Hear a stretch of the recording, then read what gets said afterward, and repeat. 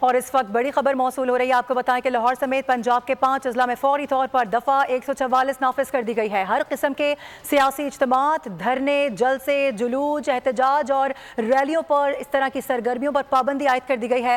دفعہ 144 کا نفاذ 3 روز کے لیے کیا گیا ہے. پابندی کا اطلاق 12 سے 14 اکتوبر تک ہوگا، یہ بتایا گیا ہے. اپڈیٹ کریں آپ کو اس حوالے سے. لاہور سمیت پنجاب کے 5 اضلاع میں فوری طور پر دفعہ 144 نافذ کی گئی ہے. بتایا جا رہا ہے کہ ہر قسم کے سیاسی اجتماعات پر پابندی ہوگی. دھرنے، جلسے، جلوس، احتجاج اور ایسی تمام سرگرمیاں جس میں 2 سے زیادہ افراد ایک ساتھ اکٹھے ہوتے ہیں، 3 سے زیادہ افراد اکٹھے ہوتے ہیں، اس پر پابندی عائد کر دی گئی ہے. جعفر بن یار ہمیں جوائن کریں، ان سے بات کریں گے. جعفر بن یار بتائیے گا، اس حوالے سے نوٹیفیکیشن جاری کیا گیا ہے، کیا درج ہے اس میں؟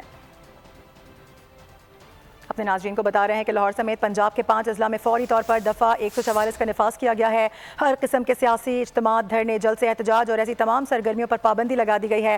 بتایا جا رہا ہے کہ دفعہ 144 کا یہ نفاذ 3 روز کے لیے کیا گیا ہے. پابندی کا اطلاق 12 سے 14 اکتوبر تک رہے گا، یہ بھی واضح کر دیا گیا ہے. یقینی طور پر اہم اقدامات اٹھائے جا رہے ہیں. ایک جانب دھرنوں اور جلوس کی کال دی جا رہی ہے، ریلیوں کی، احتجاج کی کال دی جا رہی ہے. دوسری جانب ہم دیکھ رہے ہیں کہ حکومت کی جانب سے سخت اقدامات لیے جا رہے ہیں.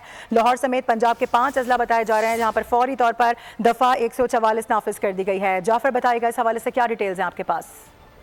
جی بالکل، پنجاب کے 5 اضلاع ہیں جہاں پہ فوری طور پہ دفعہ 144 کا نفاذ کیا گیا. اس میں ڈی جی خان، لہیا، مظفر گڑھ، راجن پور، کوٹ ادو ہیں جہاں پہ دفعہ 144 نافذ کی گئی ہے. بتایا گیا ہے کہ ہر قسم کے سیاسی اجتماعات، دھرنے، جلسے، احتجاج اور تمام سرگرمیوں پر پابندی ہوگی. حکومت پنجاب نے صوبے کے 5 اضلاع میں یہ 3 دن کے لیے دفعہ 144 کا نفاذ کیا، جس کا اطلاق 12 اکتوبر سے سوموار 14 اکتوبر تک ہوگا. اس کے علاوہ جو ضلعی انتظامیہ کی درخواست پر یہ فیصلہ کیا گیا تھا. ذرائع کا کہنا ہے کہ سیکورٹی خدشات کے پیش نظر کوئی بھی عوامی اجتماع دہشت گردوں کے لیے صاف ٹارگٹ ہو سکتا ہے. امن و امان کے قیام، انسانی جانوں املاک کے تحفظ کے حوالے سے یہ جاری کیا گیا اور محکمہ داخلہ پنجاب کی جانب سے باقاعدہ نوٹیفیکیشن جاری کر دیا گیا ہے. ٹھیک ہے، اس حوالے سے باقاعدہ نوٹیفیکیشن جاری کر دیا گیا ہے. اپڈیٹ کرنے کے لیے بہت شکریہ آپ کا.